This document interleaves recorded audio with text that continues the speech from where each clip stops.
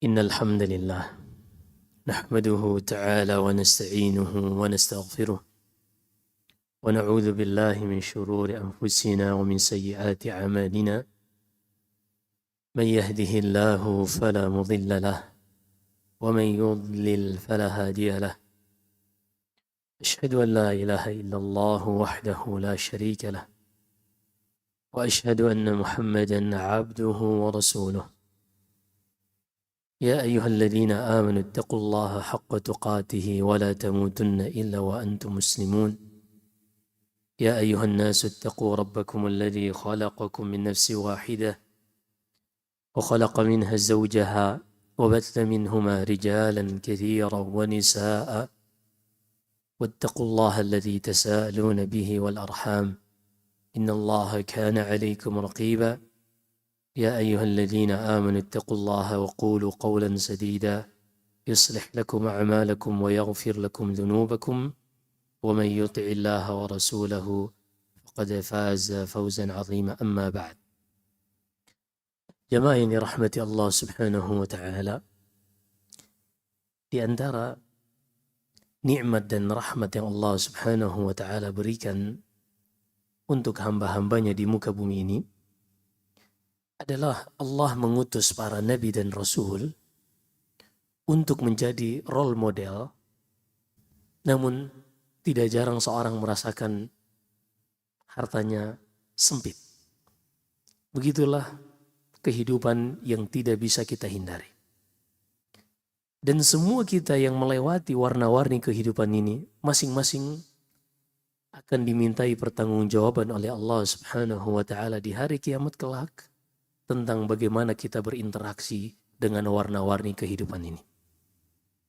Allah Subhanahu wa Ta'ala berfirman, "Tsumma latus'alunna yawma idzin 'anil na'im."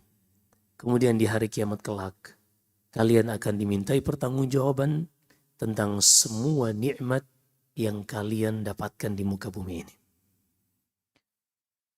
Ketika warna-warni kehidupan yang begitu banyak di dalam kehidupan manusia, Allah Subhanahu wa Ta'ala utus kepada mereka para rasul untuk memperlihatkan dan mengajarkan kepada mereka untuk menjadi role model bagi manusia bagaimana cara berinteraksi dengan warna-warni kehidupan tersebut.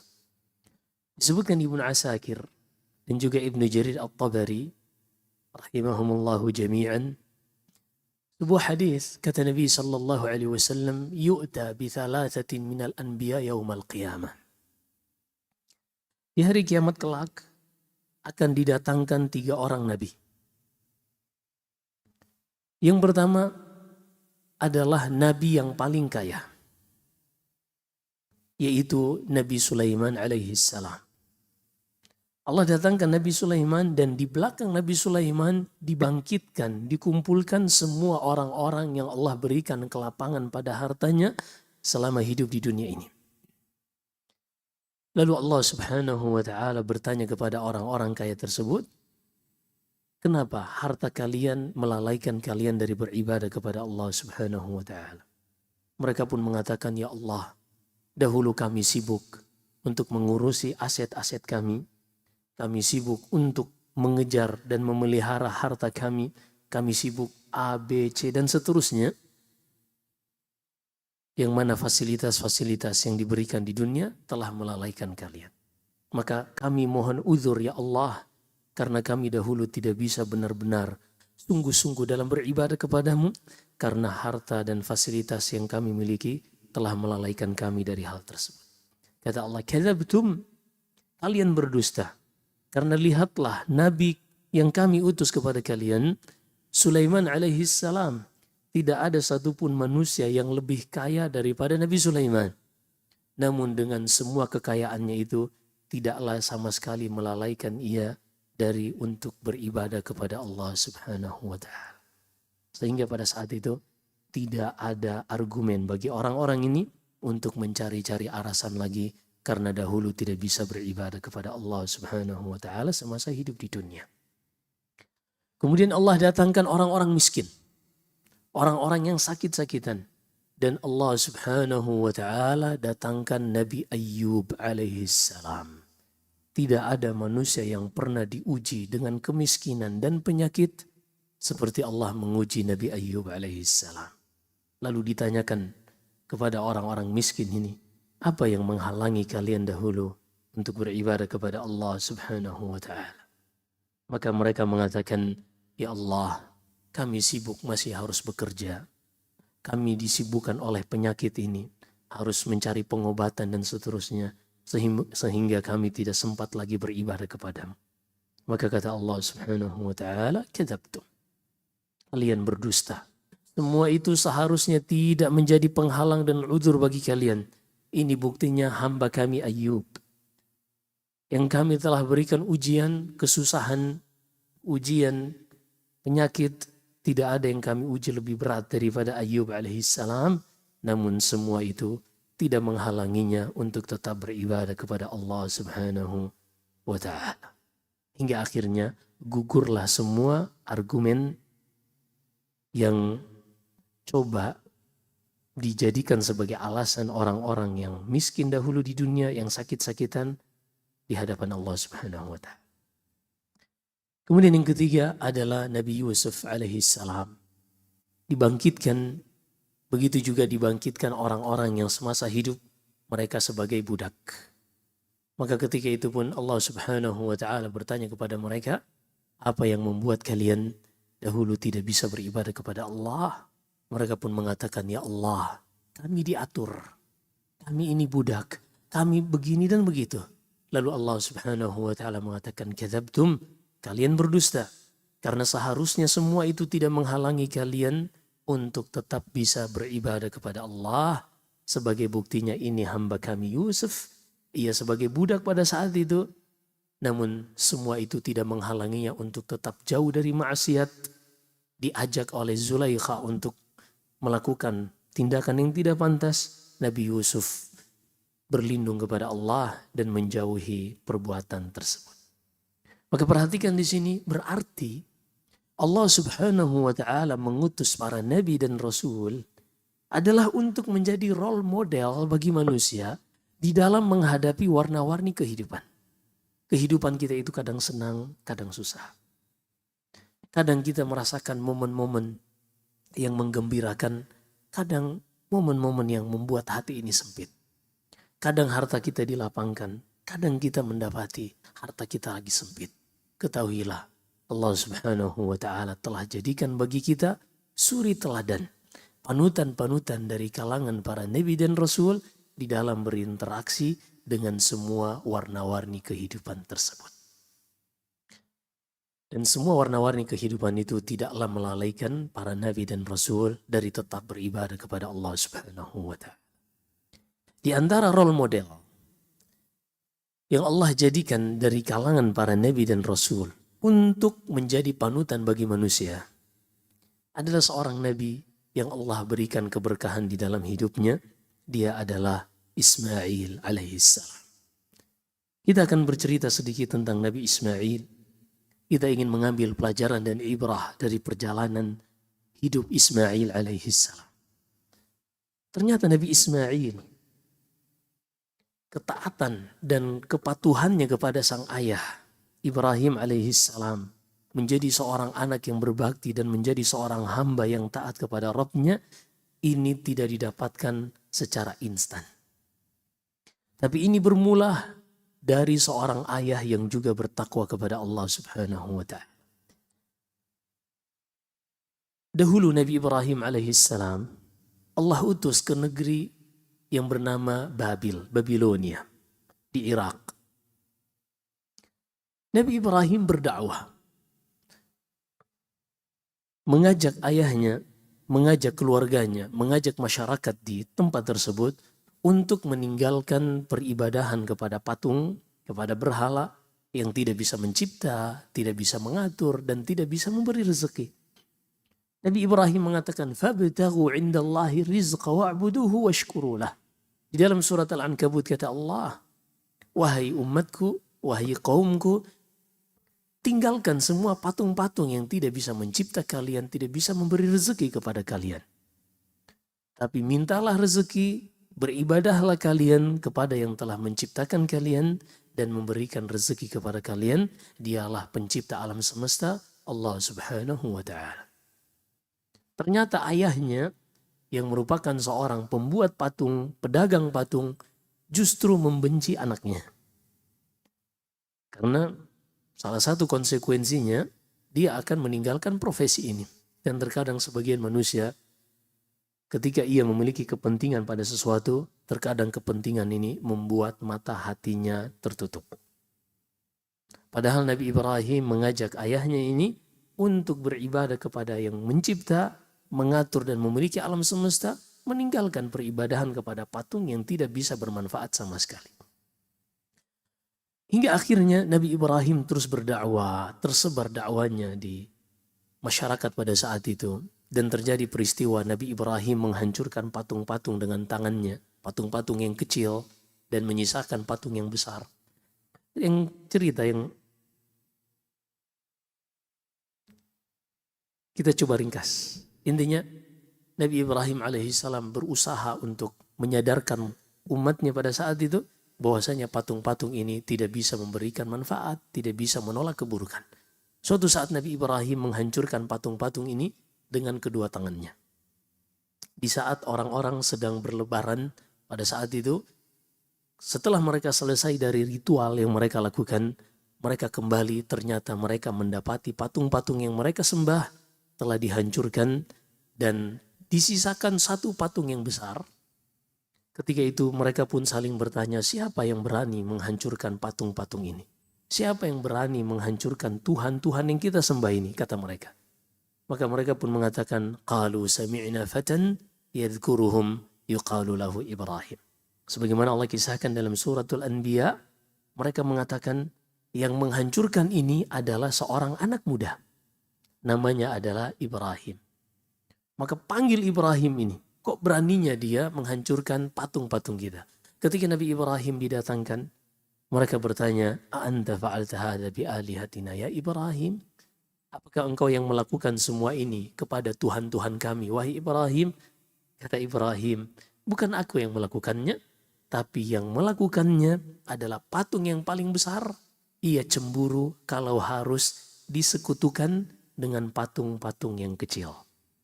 Hingga akhirnya mereka pun berpikir, wahai Ibrahim, mustahil patung yang besar itu yang menghancurkan. Kan dia nggak bisa gerak.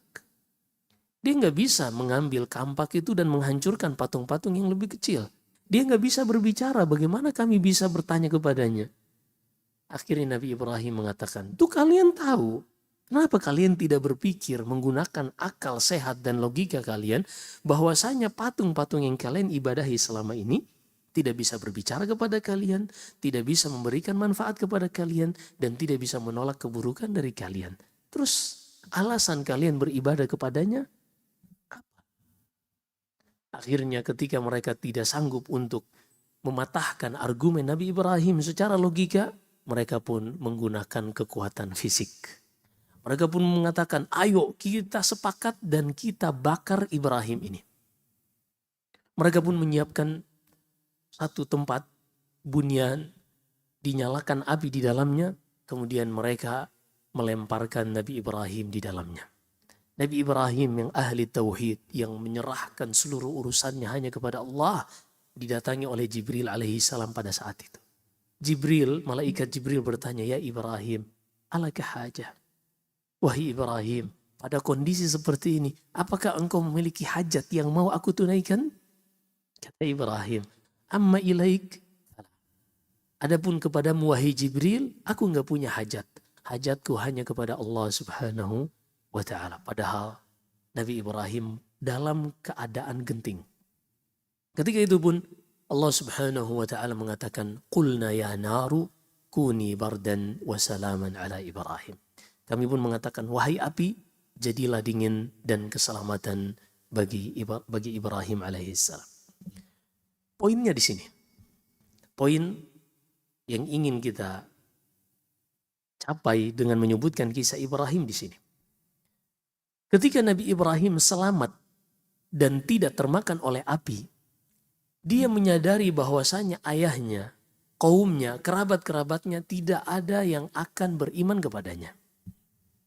Kalau memang mereka ini tidak bisa beriman, maka Nabi Ibrahim pun ketika diselamatkan dari api, ia berdoa, Rabbi habli minas salihin. Allah kisahkan di dalam surat As-Saffat, ya Allah, anugerahkanlah aku anak yang saleh. Kata Allah, fabasyarnahu bighulamin halim. Akhirnya Nabi Ibrahim pun menyadari dia diusir dari kampungnya Kufa ini, dari Irak. Akhirnya dia berhijrah menuju Palestina. Dan inilah hijrah pertama yang dilakukan oleh manusia.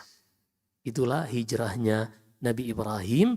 Dan hijrah terakhir nanti akan kembali sebagaimana hijrahnya Ibrahim.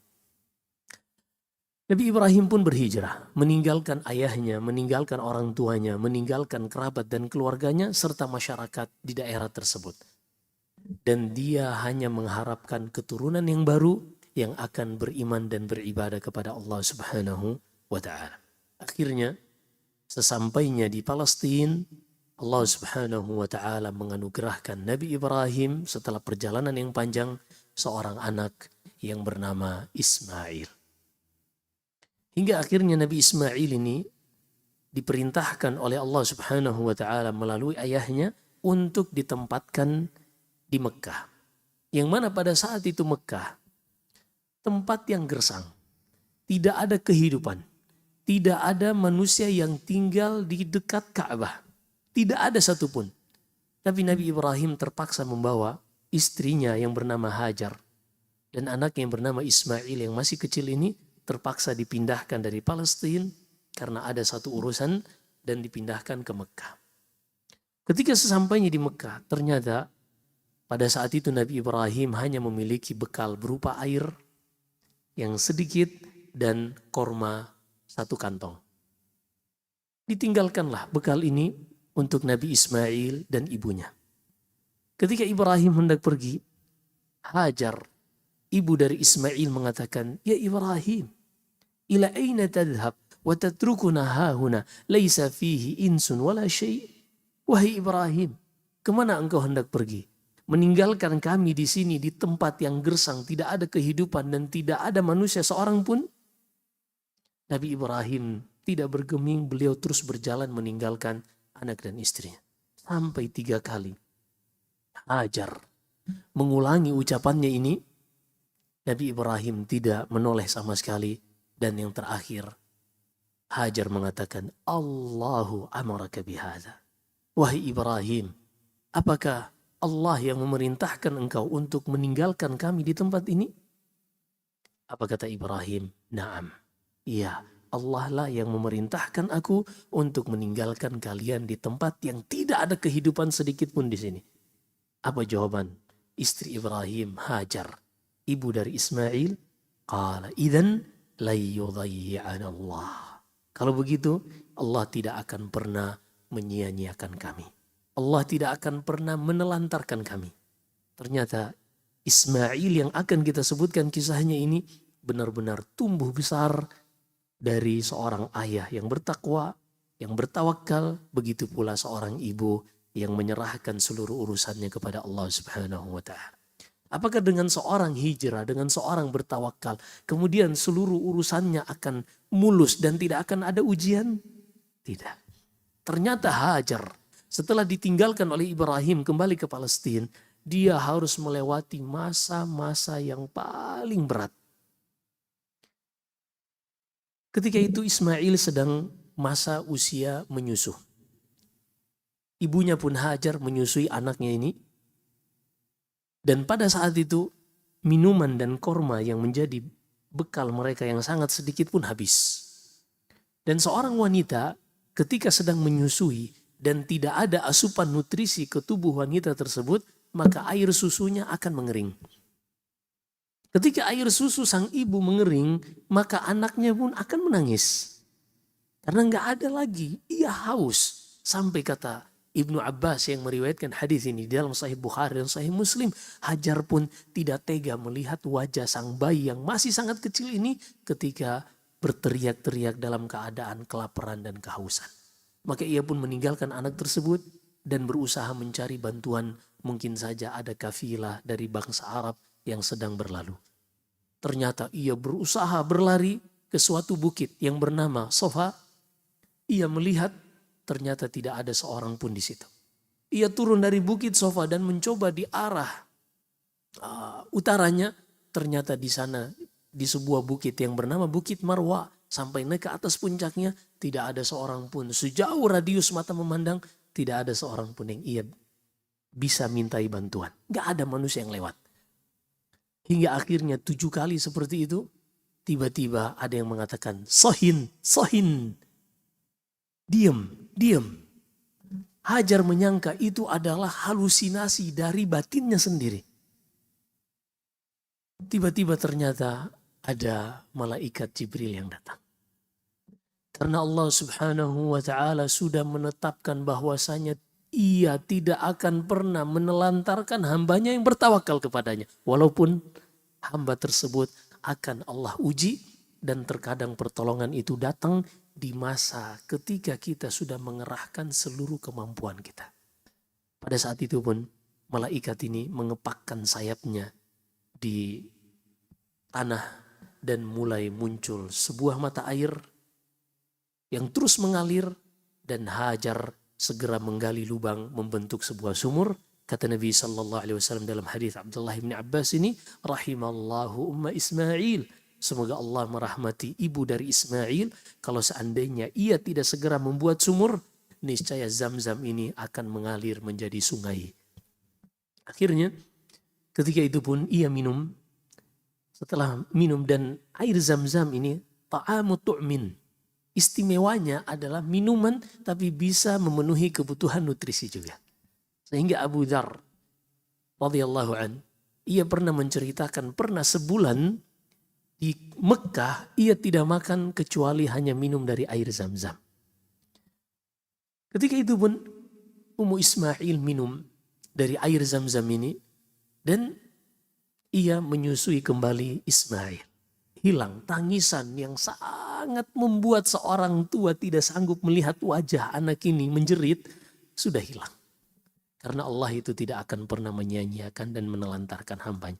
Tapi terkadang Allah ingin melihat kesungguhan kita dalam mencari jalan menuju Allah Subhanahu wa ta'ala. Tidak lama ada satu kafilah yang bernama Jurhum. Kabilah Jurhum ini ketika mereka berjalan agak jauh dari Mekah, mereka melihat ada sekumpulan burung yang mengitari sumur tadi. Mereka pun mengatakan, ahduna bihadzal makan laisa fihi ma. Setahu kami, di tempat tersebut nggak pernah ada air. Tapi kok ada burung yang mengitari tempat ini? Dan burung tidaklah mengitari suatu tempat di tengah padang pasir, melainkan mereka mengetahui di situ ada air. Baik burung ini ingin minum atau burung ini melihat ada mangsa yang lebih kecil yang bisa mereka makan. Maka mereka mengutus satu orang dari Jurhum. Berangkatlah Jurhum ini, salah seorang utusan Jurhum ini, ke sumur Zam-Zam tadi. Ketika mereka melihat ada sumur, mereka pun datang berbondong-bondong. Ternyata di tepi sumur tersebut ada seorang wanita. Dialah ibu dari Ismail, Hajar alaihissalam. Ketika itu pun Jurhum ini, karena mereka bangsa Arab yang memiliki akhlak dan moral yang tinggi, mereka tidak semena-mena karena ini wanita langsung dibegal sumurnya dan seterusnya, tidak. Mereka meminta izin. Ata'dhanina lana an narida fik. Wahai wanita, apakah engkau mengizinkan kami untuk singgah dan minum sedikit dari sumurmu ini? Maka kata Ummu Ismail, ya silakan, tapi sumur ini adalah milik kami, bukan milik kalian. Akhirnya Jurhum pun dengan akhlak bangsa Arab yang mulia pada saat itu, mereka pun tidak masalah. Karena memang akhlak ini terkadang bukan karena masalah agama. Akhlak seorang anak berbakti kepada kedua orang tua, seorang disiplin, seorang bisa menjaga sikapnya kepada yang lebih tua, ini terkadang bukan permasalahan agama. Karena itu adalah sifat yang Allah jadikan di dalam hati manusia.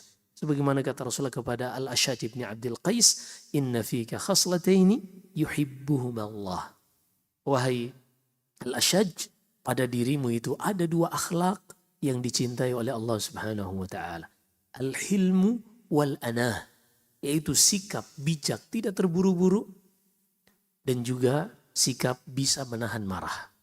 Al-Ashaj bin Abdul Qais ini bertanya, ya Rasulullah, apakah itu karena aku melatih diriku atau karena memang mauhibah, murni anugerah dari Allah?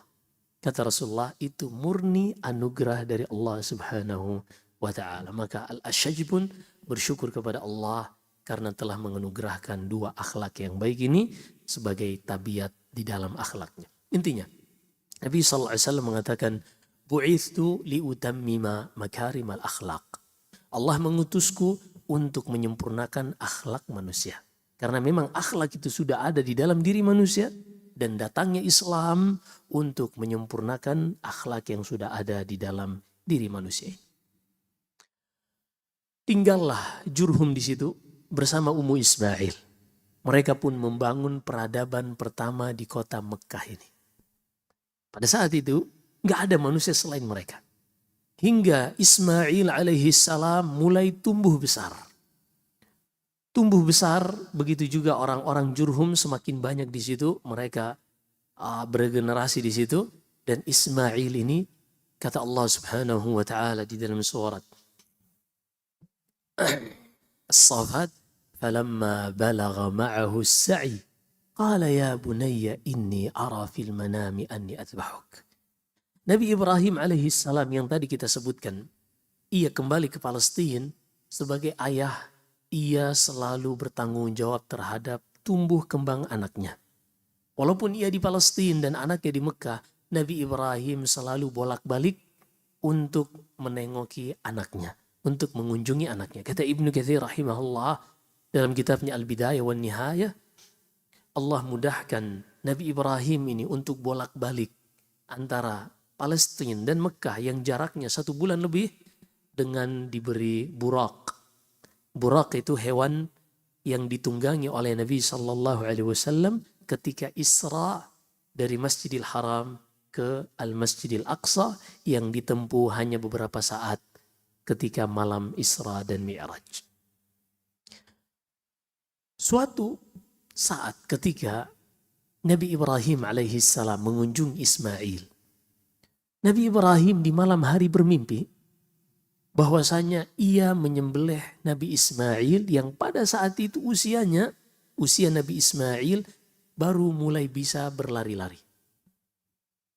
Padahal perjuangan menantikan Nabi Ismail ini, menantikan kelahirannya, ini perjuangan yang effortnya sangat luar biasa. Kenapa? Jadi disebutkan Ibnu Katsir, Nabi Ibrahim itu baru dianugerahi anak pertama Ismail ketika usianya sudah 86 tahun. Sudah 86 tahun. Nanti anak keduanya yang bernama Ishak, jaraknya 14 tahun dari anak pertama, sehingga ketika dianugerahi Ishak, Nabi Ibrahim telah berusia 100 tahun. Ketika ingin menyembelih Nabi Ismail, belum ada berita, belum ada tanda-tanda akan kedatangan Nabi Ishak. Artinya belum ada istrinya hamil akan datang lahir Ishak. Dan ketika itu Ismail anak satu-satunya. Sehingga anak yang sudah dinantikan sejak lama ini diperintah untuk disembelih. Udah dinantikan sangat lama. Tapi ternyata setelah anak ini mulai tumbuh berkembang dan mulai bisa berlari-lari. Mulai bisa berlari-lari itu usia 8, 9 tahun, 10 tahun. Ketika di usia seperti itu, lagi lucu-lucunya anak ini diperintah untuk disembelih. Akhirnya Nabi Ibrahim alaihissalam yang tidak tega terhadap anaknya, ia pun mengatakan kepada anaknya, ya bunai, inni ara fil manami anni athbahu. Anzur ma'adha. Wahai anakku, aku bermimpi bahwasanya aku melihat dalam mimpiku itu aku menyembelihmu. Dan engkau tahu, mimpi seorang nabi adalah hak. Mimpi seorang nabi adalah wahyu. Maka bagaimana menurutmu wahai anakku? Apa ucapan Nabi Ismail? Seorang anak yang lahir dari doa seorang ayah yang saleh, yang tumbuh di dalam perawatan seorang ibu yang juga salehah. Jawaban anak ini, qala ya abati fa'al ma tu'mar. satajiduni insya'allahu minas sabirin. Wahai ayahku, lakukan apa yang Allah wahyukan untukmu, yang Allah perintahkan untukmu. Insya Allah engkau akan mendapati aku seorang yang bersabar. Nih, ujiannya ini luar biasa. Kita kadang diuji sesuatu yang cuma berkaitan tentang masalah rezeki telat atau rezeki kurang. Kita udah kelagapan. Ini kita harus nanti kita makan apa dan seterusnya. Ketika kita diuji dengan sesuatu mungkin perkara-perkara yang receh bagi kita, tapi terkadang itu kita menyangka dunia ini akan berhenti dengan musibah dan ujian tersebut. Kita lupa bahwasanya para nabi dan rasul ketika Allah Subhanahu wa taala ingin meninggikan derajat mereka, maka otomatis ujian mereka pun harus ditinggikan levelnya. Suatu saat Abdullah bin Mas'ud radhiyallahu taala an datang menjenguk Nabi sallallahu alaihi wasallam yang sedang demam. Beliau pun menyentuh kulit Rasulullah. Kata Abdullah bin Mas'ud, "Ya Rasulullah, innaka la tu'ak wa'kan syadida." Wahai Rasulullah, kok demammu ini tinggi banget? Kulitmu ini panas banget. Apa kata Rasulullah? "Na'am, inni la u'aku kama yu'aku rajulani minkum." Iya, kalau aku demam, itu bagaikan demam dua orang di antara kalian digabungkan menjadi satu. Kata Abdullah bin Mas'ud, "Idzan laka ajrani ya Rasulullah." Kalau begitu engkau akan mendapatkan dua pahala wahai Rasulullah. Kata Rasulullah, "Na'am, inna 'idhamal jazai bi'idhamil bala." Iya, karena memang besarnya pahala itu selaras dengan beratnya ujian. Besarnya pahala selaras dengan beratnya ujian. Maka terkadang kita berdoa kepada Allah, "Ya Allah, jadikan aku orang yang baik. Jadikan aku orang yang mulia di sisimu." Itu sebenarnya kita berdoa kepada Allah untuk menguji kita dengan proses yang akan mengantarkan kita pada derajat tersebut. Maka siapa saja yang berdoa kepada Allah untuk ditinggikan derajatnya, untuk dimuliakan di sisi Allah, untuk diampuni dosa-dosanya, maka secara tidak langsung dia meminta kepada Allah untuk dia bisa berjalan pada sebab-sebab untuk mencapai derajat yang tinggi atau ampunan di sisi Allah Subhanahu wa ta'ala.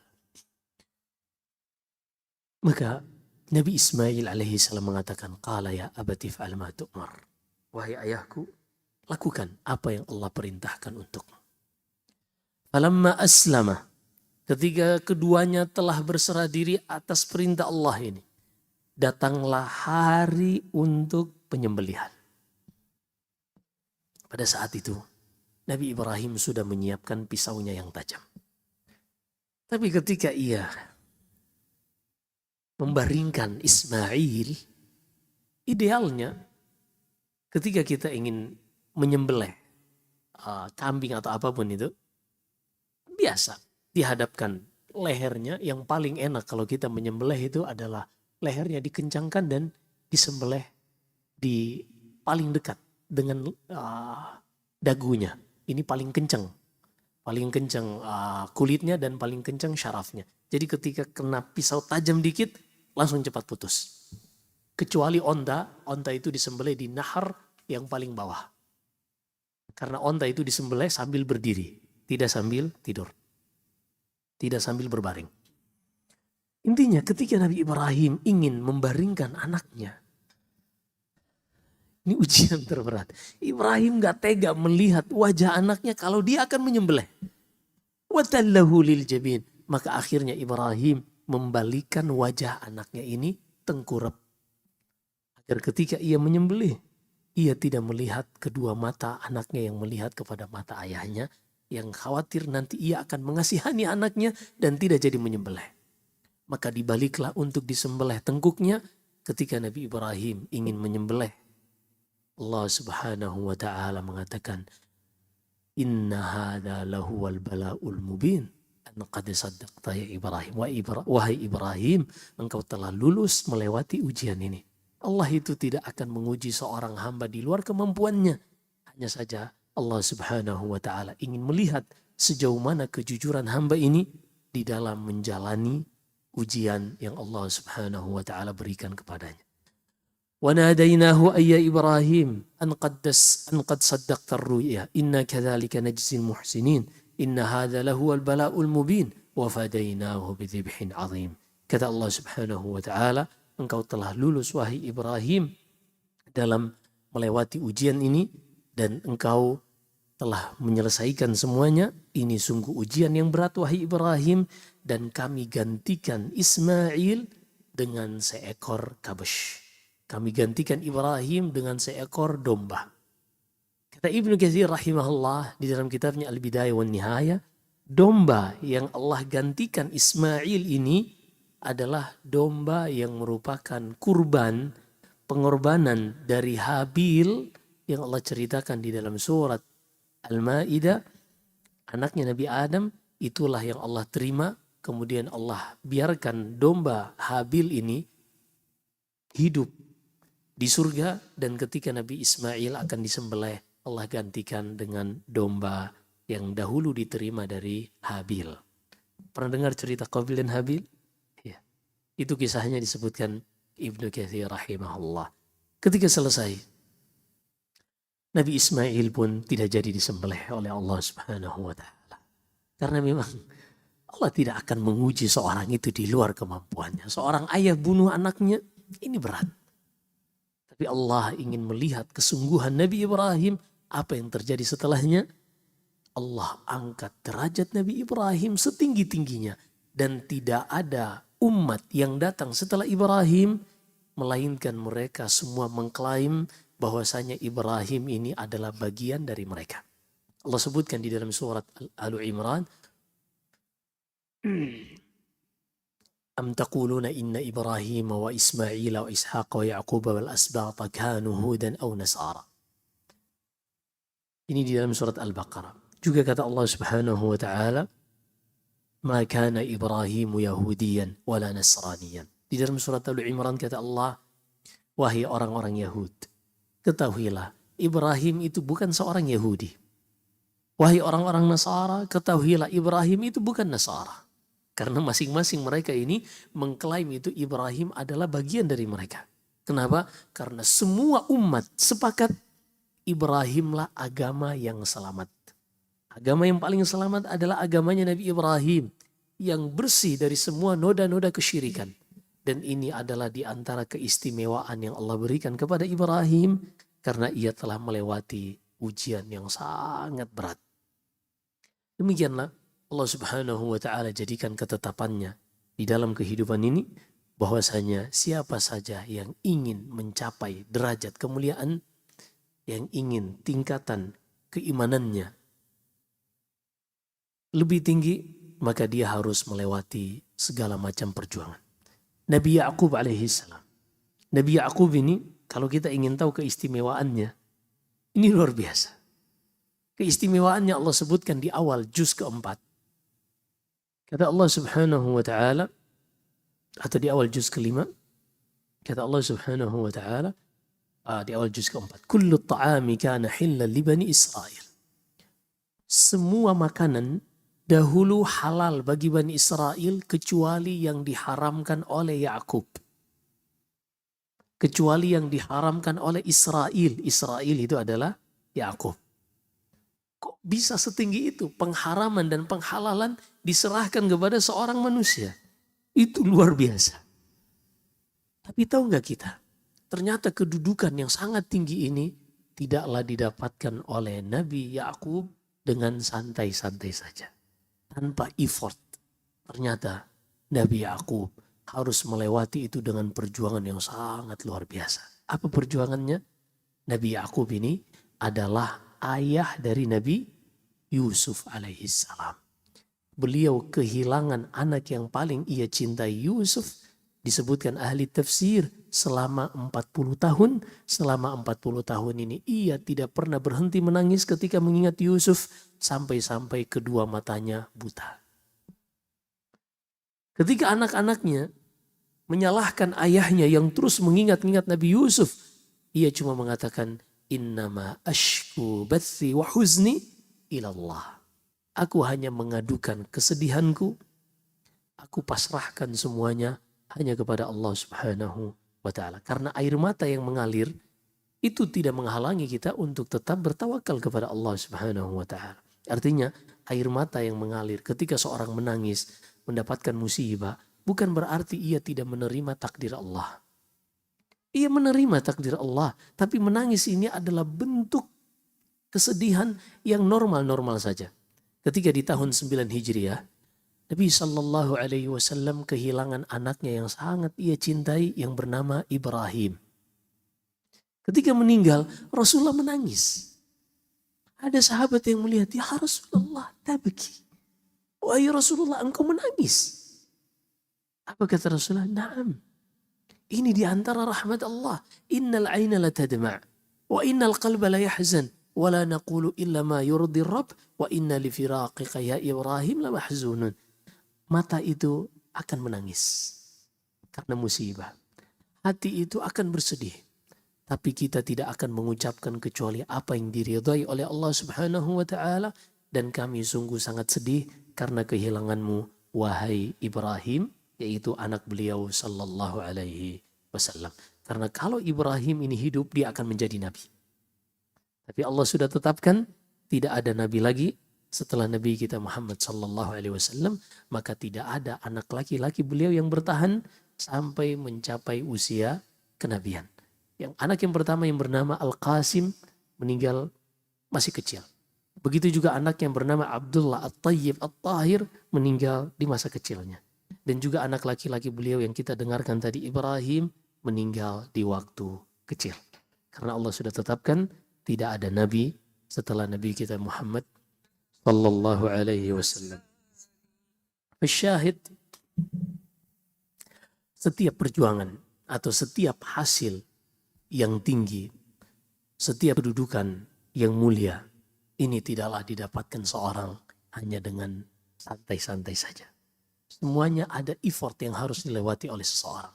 Semuanya ada perjuangan yang seorang harus melewati itu dengan menyerahkan seluruh urusannya kepada Allah Subhanahu wa ta'ala. Tapi satu yang harus kita yakini, bahwasanya Allah Subhanahu wa ta'ala tidak akan pernah menyia-nyiakan hamba yang menyerahkan urusannya kepadanya.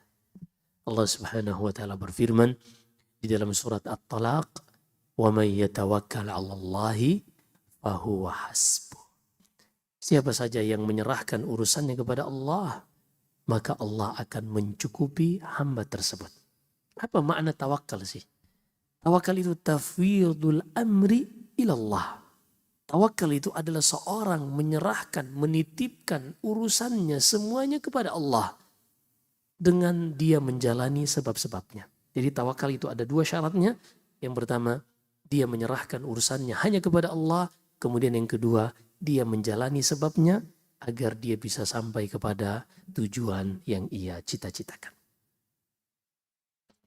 Nabi Ismail alaihissalam setelah peristiwa penyembelihan ini yang Allah Subhanahu wa ta'ala ceritakan di dalam Al-Quran yang kita dengarkan tadi, ternyata Allah Subhanahu wa ta'ala tinggikan kedudukan Nabi Ismail dengan tidaklah umat ini melewati tanggal 10 Dzulhijjah, 11 Dzulhijjah, 12 dan 13 Dzulhijjah, melainkan akan dijadikan sebagai hari kurban. Nabi sallallahu alaihi wasallam bersabda, "A'zamu ayyamin 'indallah yaumun nahr." Hari paling agung di sisi Allah Subhanahu wa taala adalah hari penyembelihan, yaitu tanggal 10 Dzulhijjah. Bahkan Allah jadikan hari paling terbaik yang pernah dilewati seorang di dalam usianya adalah hari-hari pertama 10 hari di awal bulan Dzulhijjah. Di dalam Sahih Bukhari dari hadis Abdullah bin Abbas radhiyallahu anhuma, Nabi sallallahu alaihi wasallam bersabda, "Ma min ayyam al-'amalu salihu fihin ahabbu ila Allah min hadhihi al-ayyamil 'ashr." Tidak ada satupun hari yang lebih baik di sisi Allah untuk seorang melakukan ketaatan di dalamnya melebihi 10 hari di awal bulan Dzulhijjah. Maka sebentar lagi kita akan memasuki bulan Dzulhijjah. Maka ketahuilah amalan-amalan yang dilakukan pada 10 hari awal bulan Dzulhijjah ini mengalahkan seluruh amalan yang dilakukan di bulan-bulan yang lain. Sampai para sahabat bertanya, ya Rasulullah, walal jihadu fi sabilillah. Apakah amalan yang dilakukan pada 10 hari awal bulan Dzulhijjah ini pahalanya lebih baik mengalahkan di bulan-bulan yang lain, termasuk jihad yang dilakukan di bulan yang lain?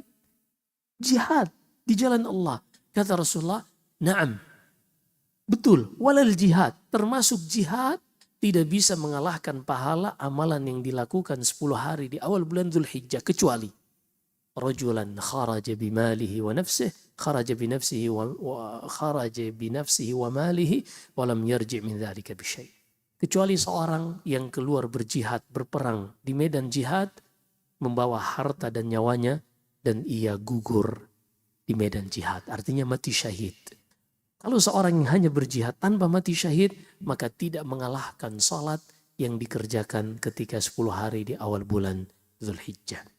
Maka kita yang sebentar lagi memasuki hari-hari terbaik di dalam usia kita ini, manfaatkan dengan sebaik-baiknya. Amalan apa yang bisa kita lakukan? Yang pertama adalah melakukan dan menjaga salat yang wajib. Salat 5 waktu. Kalau seorang sudah menjaga salat 5 waktunya ini bagi laki-laki di masjid, maka ia sempurnakan salat wajibnya ini dengan salat sunnah rawatib. Apa itu salat sunnah rawatib? Sebutkan dalam hadis Abdullah bin Amr atau Abdullah bin Umar radhiyallahu anil jami', 4 rakaat sebelum zuhur, 2 rakaat setelah zuhur, 2 rakaat setelah maghrib, 2 rakaat setelah isya, dan 2 rakaat sebelum subuh. Itulah 12 rakaat. Siapa saja yang menjaganya dan tidak luput darinya, Allah Subhanahu wa ta'ala akan mengharamkan ia dari neraka. Ini salat sunnah rawatib. Seorang juga dianjurkan untuk memperbanyak salat sunnahnya, seperti salat tahajud, dan jangan pernah ia meninggalkan witir walaupun sedang safar. Karena Nabi SAW tidak pernah meninggalkan salat witir. Bahkan ketika beliau safar dan terpaksa beliau harus terus berjalan, beliau mengarahkan hewan tunggangannya ini ke arah kiblat dan beliau salat witir di atas kendaraannya. Begitu beliau sangat sungguh-sungguh untuk menjaga salat witirnya. Kemudian seorang juga berusaha untuk melakukan ibadah-ibadah yang lain di 10 hari awal bulan Dzulhijjah ini, seperti puasa. Puasa di 9 hari awal Dzulhijjah ini dilakukan oleh Nabi SAW seperti dalam hadits Hafsah. Walaupun para ulama ada sedikit perbedaan, tapi kalau seorang berpuasa dari tanggal 1 sampai tanggal 9, maka ini masuk di dalam amalan yang dilakukan di hari-hari terbaik di awal bulan Dzulhijjah ini. Kalaupun seorang tidak sanggup berpuasa dari tanggal 1 sampai tanggal 9, dia berusaha untuk mungkin berpuasa 1 hari, berbuka 1 hari.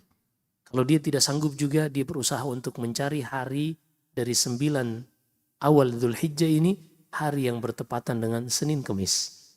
Kalau dia tidak sanggup juga, jangan sekali-kali dia ketinggalan untuk berpuasa pada tanggal 9 Dzulhijjah yang dikenal dengan puasa hari Arafah. Selain puasa, seorang juga memperbanyak melakukan ibadah seperti dia bersedekah atau dia melakukan ibadah yang juga dianjurkan pada awal-awal bulan Dzulhijjah, yaitu banyak-banyak berzikir dan bertakbir. Allah Subhanahu wa ta'ala sebutkan dalam surat Al-Hajj, liyadhkuru ismallahi fi ayyami ma'lumatin ala ma razaqahum min bahimatil an'am. Agar mereka banyak-banyak berzikir kepada Allah Subhanahu wa ta'ala pada 10 hari di awal bulan Dzulhijjah, dikarenakan anugerah dan karunia yang telah Allah berikan kepada mereka berupa hewan ternak.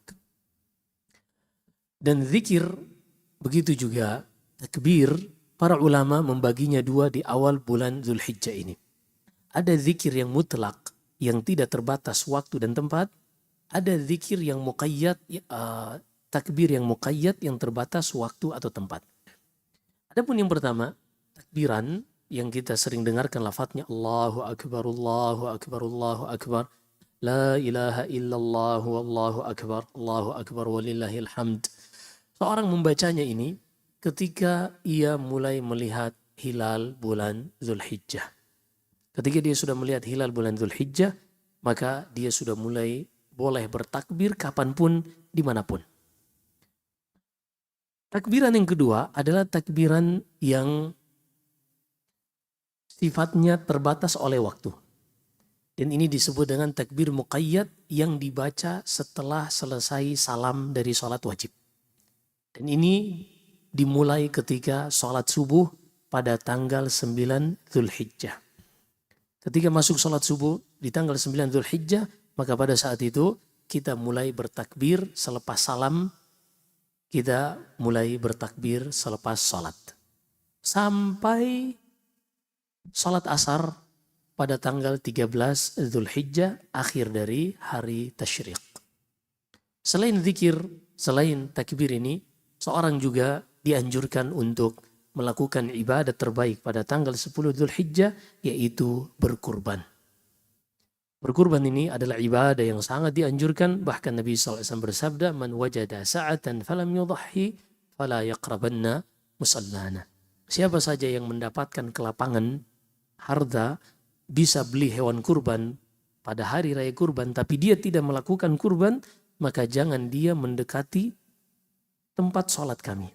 Dahulu yang tidak mendatangi sholat bersama Rasulullah itu orang-orang munafik. Maka ketika seorang memiliki harta, kebutuhannya sudah terpenuhi, apa alasan yang membuat ia tidak berkurban yang bermanfaat untuk dirinya sendiri, dan dia bisa makan dagingnya, dia bisa hadiahkan, dan dia bisa sedekahkan bagi fakir miskin.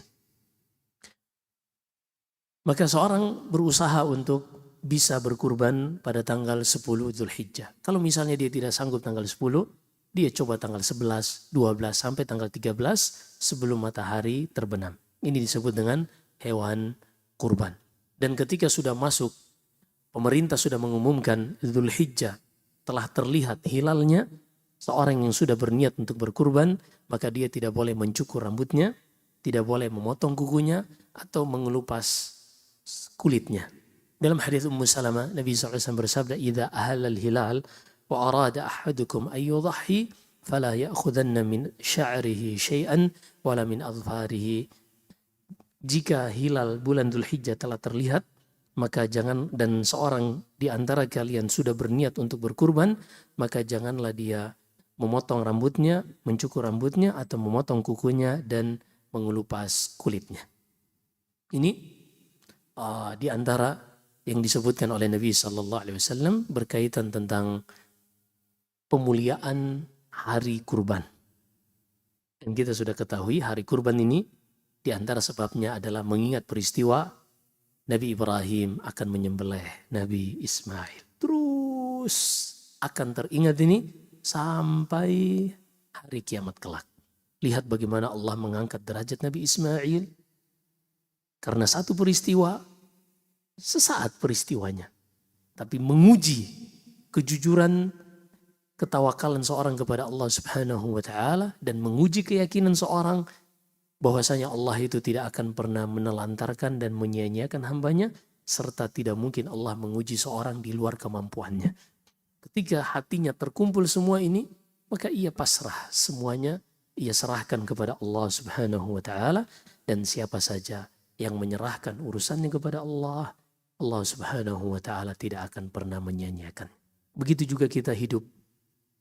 Mungkin di zaman sekarang, baik yang anak muda ataupun yang sudah berkeluarga, mereka melihat fenomena lingkungan masyarakat. Terkadang pertemanan kita tidak mendukung. Circle kita kurang baik. Maka jangan pernah khawatir untuk meninggalkan pertemanan yang buruk, persahabatan yang jelek, lingkungan yang tidak mendukung untuk melakukan ketaatan ini. Segera tinggalkan, cari teman-teman yang baik. Cari mereka di masjid. Cari mereka di majelis-majelis ilmu. Karena mereka inilah yang akan bermanfaat di dalam hidup kita hari ini dan nanti sampai kita diantarkan ke penghujung usia kita. Adapun kita bersahabat dengan orang-orang yang orientasi kehidupannya hanya dunia, maka persahabatan hanya di saat kita senang saja. Kalau kita ingin lihat persahabatan yang palsu ini, yang semuanya hanya dibangun tendensi duniawiyah, ketika seorang meninggal, Mungkin karangan bunga yang akan berjejer di rumah duka sangat banyak. Dari yang paling mahal sampai yang paling receh. Ada. Tapi ketika diumumkan, ayo sholat jenazah. Ayo kita menyolati jenazah. Kita mulai lihat masing-masing mulai mencari, aduh saya belum mandi, saya belum bersih. Saya nggak tahu gimana cara sholat jenazah. Saya nggak paham, saya belum pernah. Di saat itulah manfaat yang paling bisa kita harapkan dari saudara kita ketika kita sudah tidak bisa beramal lagi. Di dalam hadits Ibnu Abbas dalam Sahih Muslim, Nabi sallallahu alaihi wasallam bersabda, "Ma min janazati rajulin muslim yusalli 'alaiha aw yaqumu 'alaiha 40 rajulan la yusyrikuna billahi syai'an illa syafa'ahumullahu fi." Tidaklah jenazah seorang muslim disolati 40 orang ahli tauhid yang tidak pernah menyekutukan Allah, melainkan Allah akan jadikan salat 40 orang ini atau lebih menjadi syafaat yang menghalangi orang tersebut dari api neraka. Maka ketika kita mendapati pertemanan kita tidak mendukung untuk melakukan ketaatan kepada Allah, jangan segan-segan untuk tinggalkan. Cari pertemanan-pertemanan, cari lingkungan yang memang mendukung kita untuk taat kepada Allah. Alhamdulillah, apalagi seorang berada di pesantren, di Dar Asy-Syafi'i, di situ ada masjid, seorang bisa saling mengingatkan kepada Allah Subhanahu wa taala. Ketika di kelas diingatkan untuk bertakwa kepada Allah, bersyukur, berterima kasih kepada orang tua yang memilihkan lingkungan yang mengingatkan kita kepada Allah Subhanahu wa taala. Kalau memang kita sudah bisa mandiri, cari pertemanan, cari lingkungan yang benar-benar selalu mengingatkan kita kepada Allah Subhanahu wa taala, bukan hanya kesenangan yang sementara, bukan hanya pertemanan-pertemanan yang semu yang ketika kita butuhkan mereka justru mereka tidak berada di sisi kita. Nasallahu alaihi. Ini sekilas dari kisah Ismail alaihissalam. Mudah-mudahan apa yang kita dengarkan ada ibrah yang bisa kita petik, ada pelajaran yang bisa kita ambil. Jika ada benarnya hanya dari Allah, jika ada kesalahan, kekeliruan, salah ucap dari saya, wa astaghfirullah li wa lakum, dan saya kembalikan kepada moderator. Masya Allah, jazakallahu khair Ustadz atas ilmu yang telah disampaikan. Langsung saja kita ke sesi tanya jawab karena sudah ada beberapa pertanyaan yang masuk. Sebelumnya, apakah ada yang ingin bertanya secara langsung?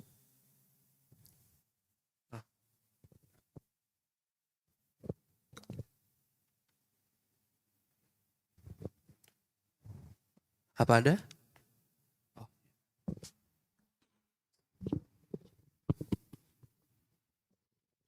Ada Ustadz. Ya, Bismillah. Baik. Assalamualaikum warahmatullahi wabarakatuh. Waalaikumsalam warahmatullahi wabarakatuh. Semoga Ustadz dan keluarga selalu dalam lindungan Allah. Begitu juga dengan tim kajian Humaira. Semoga selalu dalam lindungan Allah. Amin.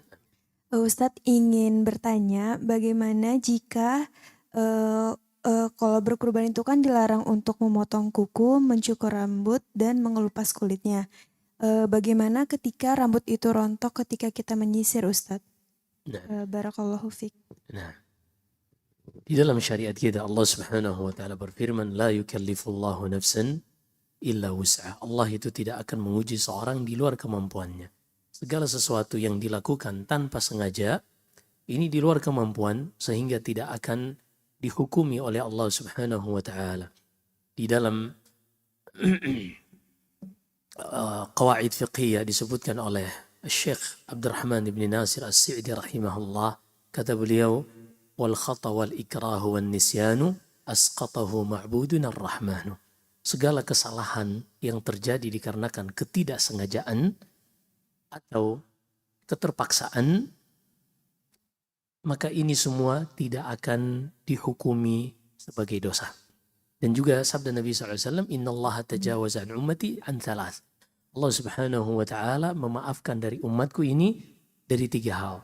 Di antaranya adalah sesuatu kesalahan atau dosa yang dilakukan karena ketidaksengajaan.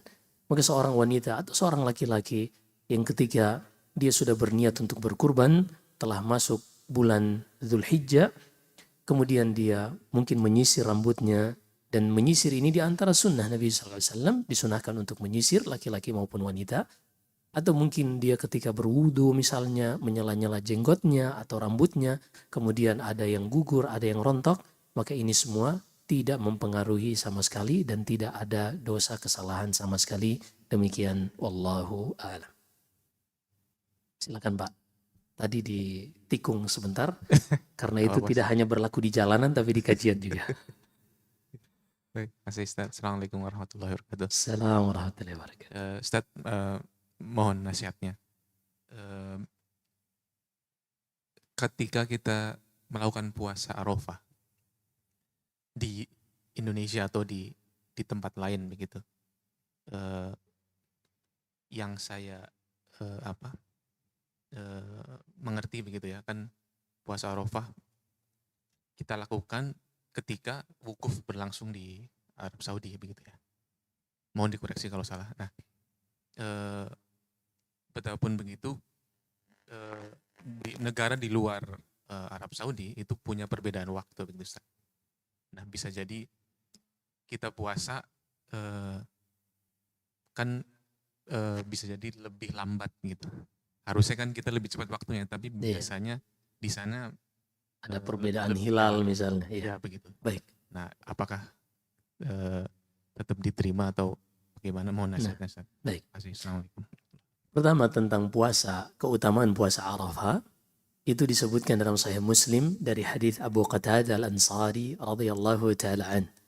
Nabi sallallahu alaihi wasallam ketika ditanya tentang puasa hari Arafah, beliau mengatakan yukaffirus sanatal madiyah wal baqiyah. Puasa hari Arafah. Notis di sini puasa hari Arafah. Itu akan menggugurkan dosa tahun sebelumnya dan tahun yang tersisa. Kata Imam Nawawi dalam Sahih Muslim, puasa hari Arafah ini menggugurkan dosa 2 tahun. Di dalam hadis ini, Nabi Sallallahu Alaihi Wasallam mengatakan puasa ini dikerjakan pada hari Arafah. Tidak ada keterangan dikaitkan pada wukuf di Arafah. Ini harus benar-benar dipahami. Kenapa kita katakan bukan dikaitkan pada wukuf di Arafah? Karena Arafah ini memang ada 2 penamaan Arafah. Penamaan tempat.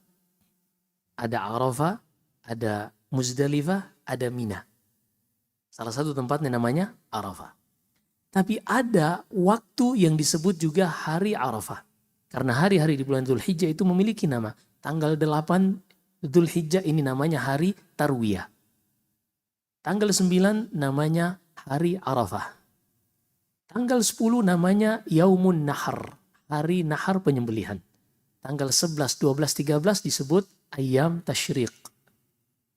Nah, ketika Rasulullah sebutkan Saumu Yaumi Arafah, puasa hari Arafah, ini bukan berkaitan tentang wukuf. Karena bisa saja ada penyerangan atau ada ihsar yang Allah sebutkan di dalam surat Al-Baqarah, fa in uhsirtum famastaysara minal hadi.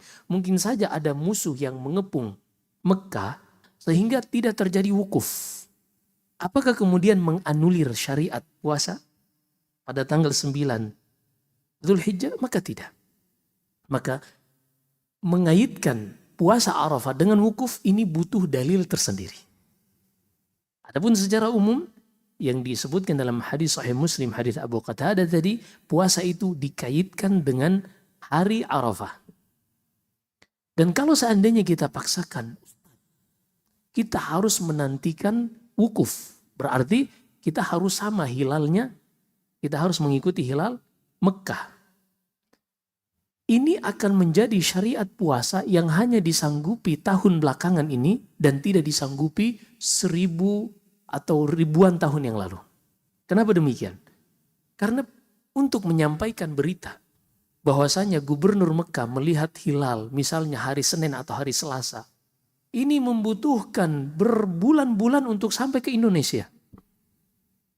Sementara syariat Islam itu di antara cirinya yang mudah, rahmatan lil alamin, bisa diamalkan kapan saja dan di mana saja. Sehingga ini menjadi taklifu ma la yutaq. Beban syariat yang tidak disanggupi. Artinya kita disuruh menantikan, menunggu pengumuman hilal gubernur Mekah. Sementara pengumuman itu baru bisa sampai kepada kita setelah berbulan-bulan. Dan itu tidak pernah dilakukan di zaman Nabi SAW. Masing-masing melihat hilalnya sendiri-sendiri. Sebagaimana dalam hadis Abdullah bin Abbas yang meriwayatkannya Quraib dalam Sahih Muslim. Intinya kata Abdullah bin Hajj Asy-Shinqiti dalam kitabnya Maraqis Su'ud, وَالطَّوْقُ شَرْطٌ لِلْوُجُوبِ يُعْرَفُ إِنْ كَانَ بِالْمُحَالِ لَا يُكَلَّفُ. Di antara syarat Allah membebani syariat kepada manusia adalah kesanggupan. Karena Allah itu tidak akan pernah membebani syariat bagi manusia yang mereka tidak sanggupi. Yang tadi kita bacakan ayatnya, la yukallifullahu nafsan illa wus'aha. Kira-kira kalau Allah bebankan kita puasa yang sebabnya menantikan gubernur Mekah mengumumkan hilal, itu baru bisa dilakukan tahun ini bukan? Tahun-tahun yang dulu belum ada WA, belum ada yang lain, itu nggak bisa diamalkan. Sehingga dari sini kita lihat berarti menyandarkan puasa Arafah pada wukuf ini sangat lemah. Dan hanya bisa diamalkan zaman sekarang. Tempo dulu itu nggak bisa. Padahal apakah syariat itu berlaku dulu atau sekarang saja? Tentunya seluruhnya, semuanya. Maka ini yang kami pandang di antara yang menunjukkan lemahnya orang yang menyandarkan puasa Arafah itu pada wukuf. Tapi kalau kita lihat semua syariat Allah berkaitan tentang puasa, dikaitkannya dengan hilal. Allah sebutkan dalam surat Al-Baqarah, yas'alunaka 'anil ahillah. Mereka bertanya kepada engkau tentang hilal. Qul hiya mawaqitu linnas. Katakanlah hilal itu waktu-waktu untuk manusia, di antaranya waktu untuk berpuasa. Demikian, wallahu a'lam.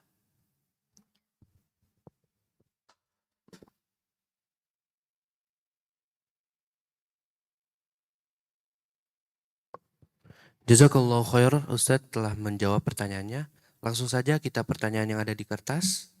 Assalamualaikum Ustadz, bagaimana cara menyikapi ayah yang zalim? Bagaimana? Bagaimana cara menyikapi ayah yang zalim? Ayah yang zalim. Nah. Yang lebih ekstrim dari zalim adalah ayah yang kafir. Iya bukan? Bagaimana cara menyikapinya? Allah subhanahu wa ta'ala sebutkan di dalam surat Luqman. وَوَصَّيْنَا الْإِنسَانَ بِوَالِدَيْهِ حَمَلَتْهُ أُمُّهُ وَهْنًا عَلَى وَهْنٍ وَفِصَالُهُ فِي عَامَيْنِ أَنِ اشْكُرْ لِي وَلِوَالِدَيْكَ إِلَيَّ الْمَصِيرُ. Kami telah wasiatkan kepada manusia, tiap anak, untuk berbakti kepada kedua orang tuanya. Kalaupun kedua orang tuamu itu non-muslim, dan mereka mengajakmu untuk mengikuti agama mereka, menarikmu untuk mengikuti agama mereka, murtad dari Islam, kata Allah, jangan ikuti. Tapi ketidaktaatanmu pada perkara tersebut jangan menghalangimu untuk tetap berbakti kepada mereka dalam perkara-perkara urusan yang lain, bukan urusan agama.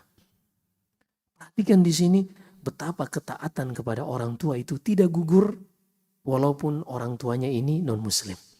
Kita seorang anak wajib tetap berbakti kepada kedua orang tua. Kalau kedua orang tuanya non-muslim dan dia sudah tidak sanggup untuk mencukupi nafkahnya, wajib bagi anak ini untuk menafkahi kedua orang tuanya yang non-muslim tadi.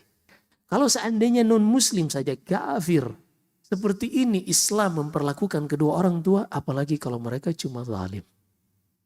Ini poin pertama. Poin kedua, kezaliman apa sebenarnya yang dilakukan orang tua? Tidak akan pernah bisa mengalahkan pengorbanan mereka kepada anaknya. Disebutkan dalam Athar Umar bin Khattab. Datang seorang anak menggendong ibunya dari Khurasan. Khurasan itu daerah-daerah pecahan Uni Soviet. Di Uzbekistan, Afghanistan, itu Khurasan. Datang menggendong ibunya setelah dari Afghanistan datang ke Mekah setelah selesai menunaikan ibadah haji, yang kalau seorang melakukannya sendiri, bawa badan sendiri saja itu sudah sangat beban. Apalagi sambil menggendong ibunya yang sudah sepuh.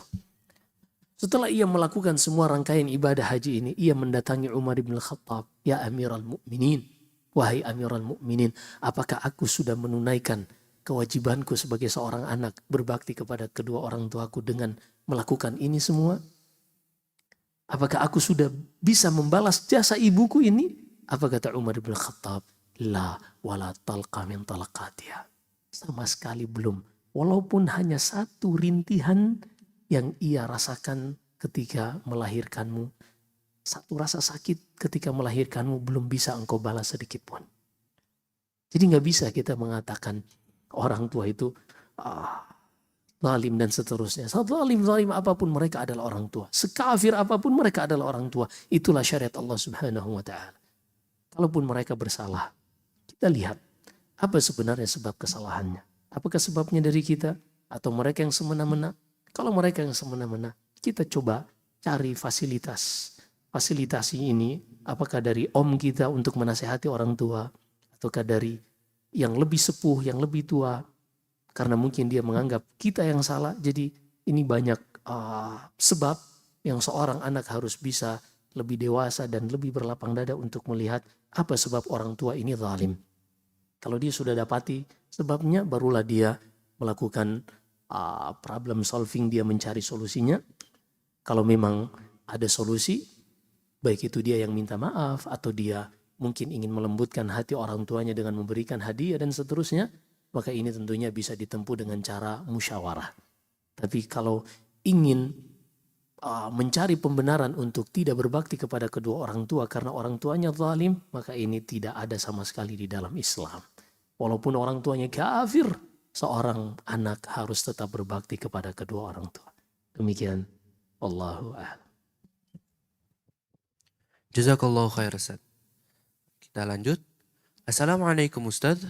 Apakah mengadopsi anak termasuk amal jariah? Apakah yang diterima doanya hanya doa anak kandung yang soleh Ustaz? Nah. Jazakallahu khair. Sebenarnya dalam hadits Abu Hurairah radhiyallahu taala an, Nabi sallallahu alaihi wasallam bersabda, "Idza mata al-insanu inqata'a 'amaluhu illa min thalath."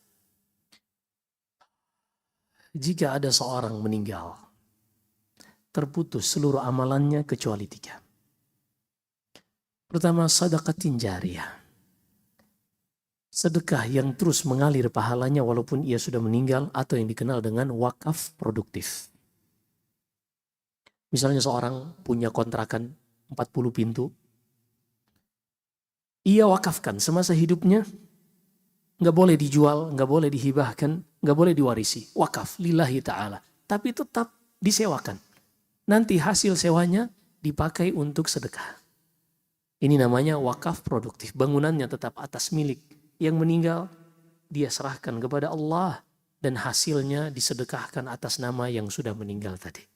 Itu namanya wakaf produktif, sedekah yang terus mengalir pahalanya. Kemudian yang kedua, au ilmin yuntafa'u bih, atau ilmu yang terus manfaatnya dirasakan oleh manusia.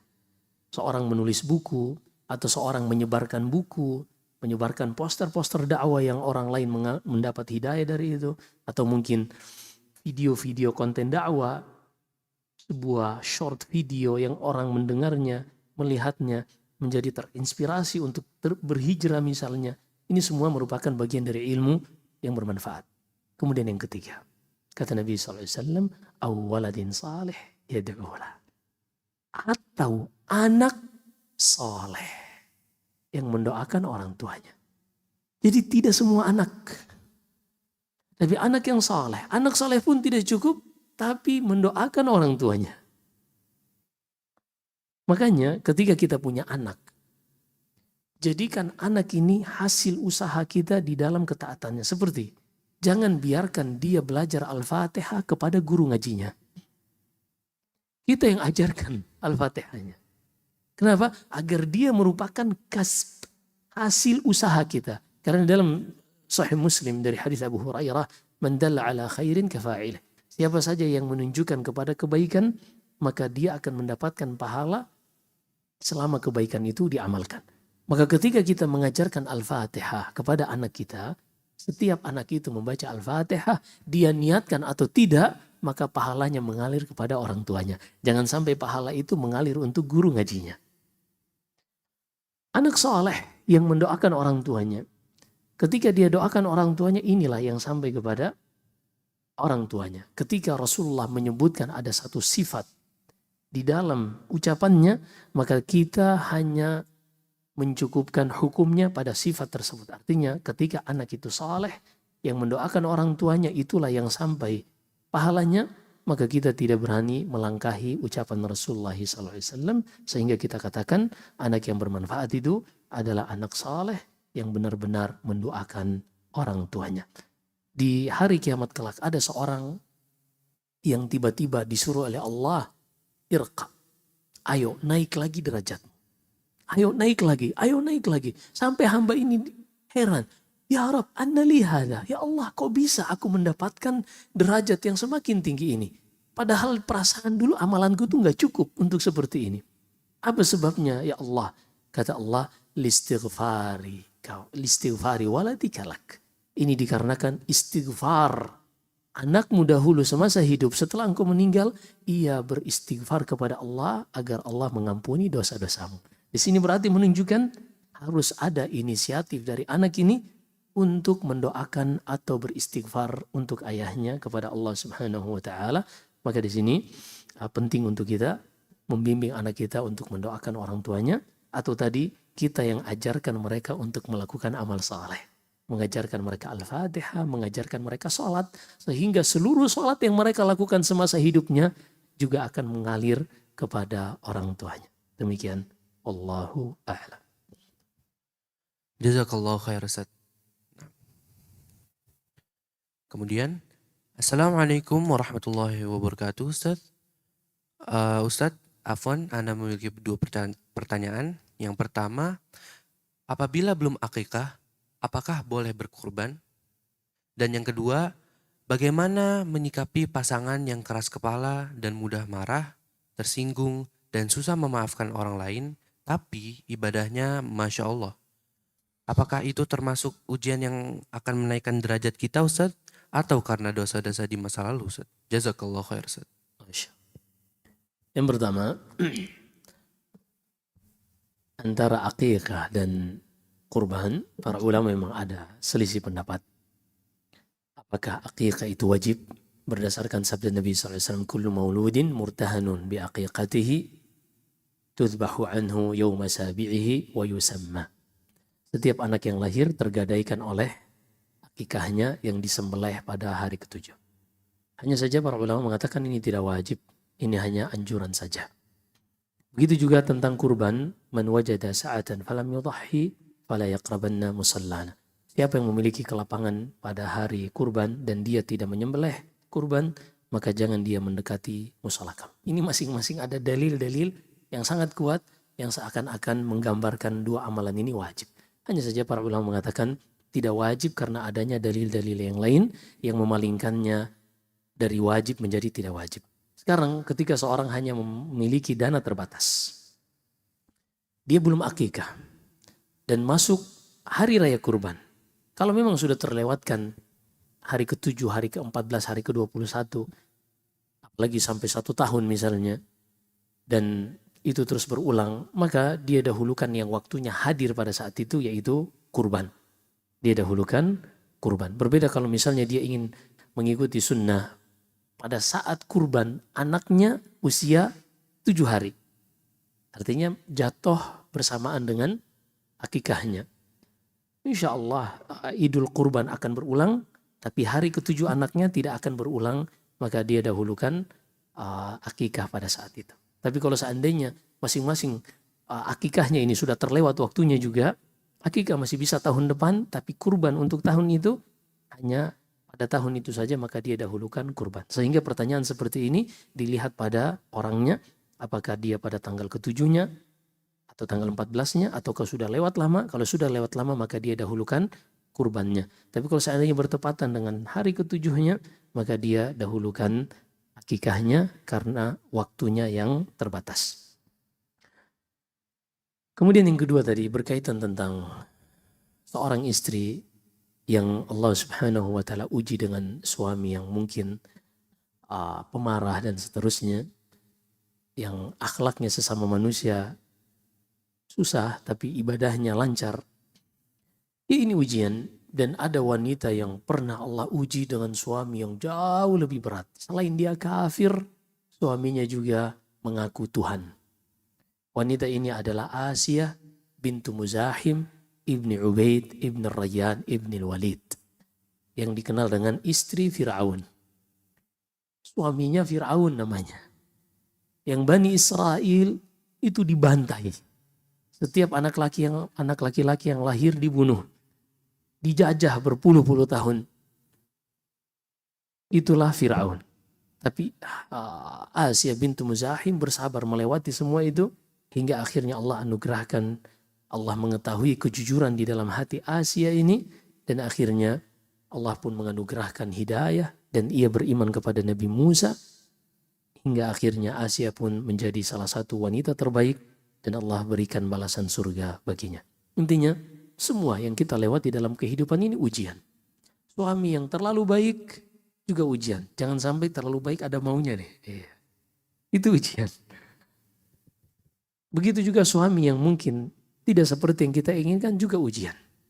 Tapi ketahuilah, setiap ujian kita memiliki indikator apakah ini ujian kebaikan atau keburukan. Ketika ujian ini tidak menghalangi kita untuk tetap melaksanakan yang wajib yang Allah perintahkan dan menjauhi yang Allah larang, maka tetaplah istiqamah. Tapi kalau seandainya ujian ini membuat kita tidak bisa melaksanakan yang wajib yang Allah perintahkan dan justru melanggar yang Allah larang, maka cross check kembali dan lihat kembali, mungkin ada jalan lain yang Allah Subhanahu wa taala sudah siapkan. Demikian, wallahu a'lam. Jazakallah khair, Ustaz. Insyaallah ini pertanyaan terakhir pada pertemuan kali ini. Assalamualaikum warahmatullahi wabarakatuh. Ahlan wa sahlan. Bagaimana hukumnya membeli hewan kurban dengan cara patungan? Semisal 10 orang atau lebih untuk 1 ekor kambing. Dan dagingnya dibagi kepada teman-teman yang ekonominya kurang baik. Jazakallah khair. Nah, dalam hadis Jabir bin Abdullah radhiyallahu anhu di dalam Sahih Bukhari, ketika Umrah Hudaybiyah, Nabi sallallahu alaihi wasallam memberikan keringanan untuk 1 onta boleh bersyarikat 7 orang. Dan untuk 1 sapi sama dengan onta boleh bersyarikat 7 orang. Adapun kambing dan domba hanya boleh 1 orang. Sehingga apa yang dilakukan oleh saudara-saudara kita tadi, patungan 10 orang untuk 1 kambing, ini tidak sah sebagai hewan kurban, namun sah sebagai daging sembelihan. Artinya kalau mereka mau membagi-bagi hadiah saja, bukan sebagai hewan kurban, sah dan halal selama memenuhi syarat-syarat penyembelihan. Tapi kalau dianggap sebagai ibadah kurban, tidak sah. Kenapa? Karena 1 kambing hanya boleh untuk 1 orang. 1 kambing hanya boleh untuk 1 orang. Demikian, wallahu a'lam. Jazakallah khair, Ustaz. Sebelum kajian ini kita tutup, akan ada 5 kuis untuk 2 orang ikhwan, 2 orang akhwat, dan 1 orang mendapatkan pertanyaan rebutan. Insya Allah pertanyaan akan disampaikan oleh Al-Ustaz, dan pertanyaan insya Allah akan selang-seling. Yang pertama pertanyaan ikhwan, kemudian akhwat, dan seterusnya. Tafadhol, Ustaz. Pertanyaan pertama. Berapa, ini ikhwan dulu ya, berapa perbedaan antara usia Nabi Ismail dan Nabi Ishak? Ya, 14 tahun. Nabi Ibrahim dianugerahi Ismail usia 86 dan dianugerahi Ishak di usia 100 tahun. Nah, sekarang yang akhwat ya. Baik, yang akhwat. Pertanyaannya adalah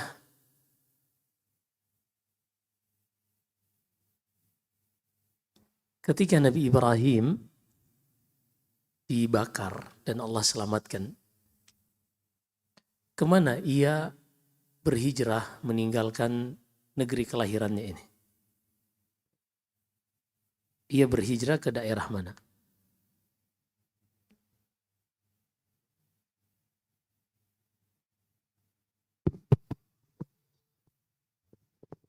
Bismillahirrahmanirrahim.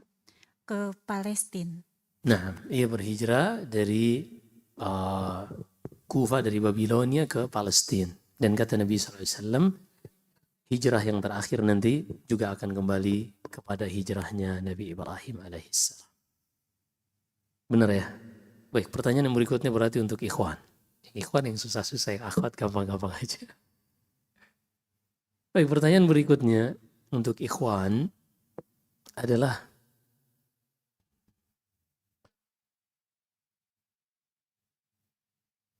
mengapa orang-orang Yahudi dan Nasara mengklaim Nabi Ibrahim itu bagian dari mereka.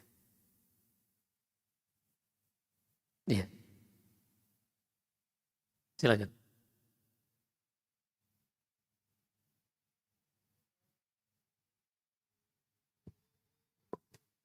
Nah, karena agamanya Nabi Ibrahim adalah agama yang disepakati, agama yang paling baik.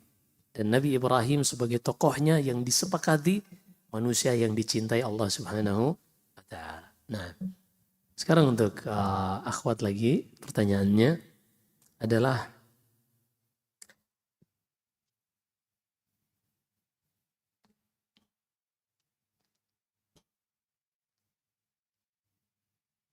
apa pertanyaannya? Nanya Al-Quran nanti susah ya. Di usia berapa atau pada kondisi usia berapa, pada keadaan seperti apa Nabi Ibrahim diwahyukan untuk menyembelih Nabi Ismail? Usianya Nabi Ismail itu di usia berapaan? Pada kondisi seperti apa Ismail itu diperintahkan untuk disembelih? Bismillah, waktu baru bisa jalan, baru bisa lari, Ustadz. Nah, ahsan. Nah, betul ya, Allah sebutkan dalam surat As-Saffat, falamma balagha ma'ahu sa'i. Ketika Nabi Ismail ini mulai bisa berlari-lari, sa'i. Kemudian pertanyaan yang terakhir, dan ini rebutan.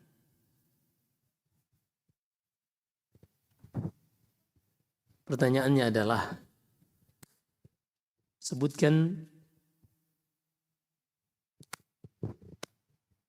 nama surat, ayat, posisi kanan kiri.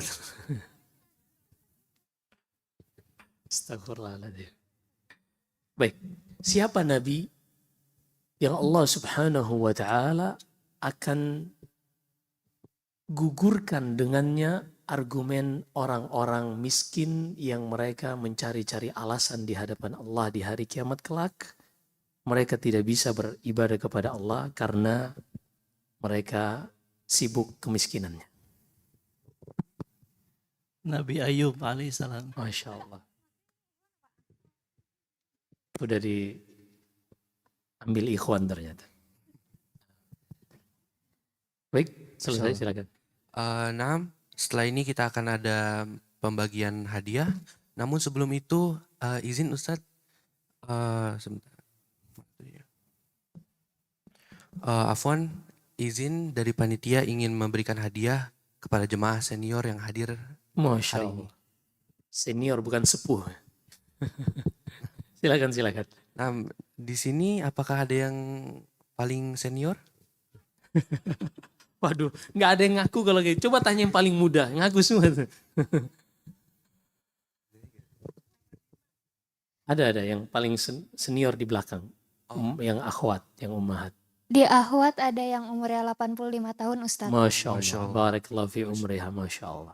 Iya. Di depan ada yang lebih tua nggak Ustadz? Muda semua di depan. Alhamdulillah. Masya Allah, taib. Mungkin langsung saja kita ke pembagian hadiah ya. Masya Allah.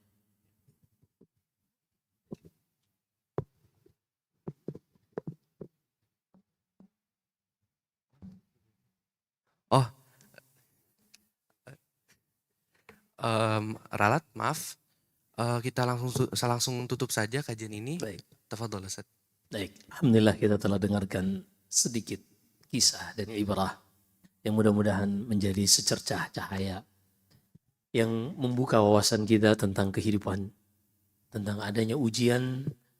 Semua hidup itu Allah yang atur ujian darinya dan solusi jalan keluar juga dari Allah. Maka ketika kita mendapatkan ujian, jangan mengadukan Allah kepada orang lain. Jadi sebagian orang ada yang sakit, mereka mengadukan Allah karena ngasih ujian itu kepada orang lain. Tapi adukanlah ujian yang kita dapatkan kepada yang memberikan ujian tersebut. Sebagaimana Nabi Ayub berdoa, wa ayyuba idnada rabbahu anni massani yadur wa anta arhamur rahimin. Ingatlah ketika Nabi Ayub berdoa, ya Allah, ini ujian yang kau berikan kepadaku dan aku tahu engkau adalah yang paling merahmati hamba-hambamu. Maka Allah pun mengangkat ujian tersebut dari Nabi Ayub alaihissalam. Maka semoga apa yang kita dengarkan bermanfaat, menjadi pegangan hidup bagi kita, dan bahwasanya sebaik-baik role model bagi kita adalah para nabi dan rasul, dan juga yang mengikuti jejak para nabi dan rasul. Demikian, semoga bermanfaat. Jika ada benarnya semata-mata dari Allah Subhanahu wa taala, jika ada kesalahan dan kekurangan dari saya, wa astaghfirullah li wa lakum. Sallallahu wasallam wa baraka ala nabiyyina Muhammad. Subhanakallahumma bihamdik, asyhadu an la ilaha illa anta astaghfiruka wa atubu ilaik. Wassalamu alaikum warahmatullahi wabarakatuh.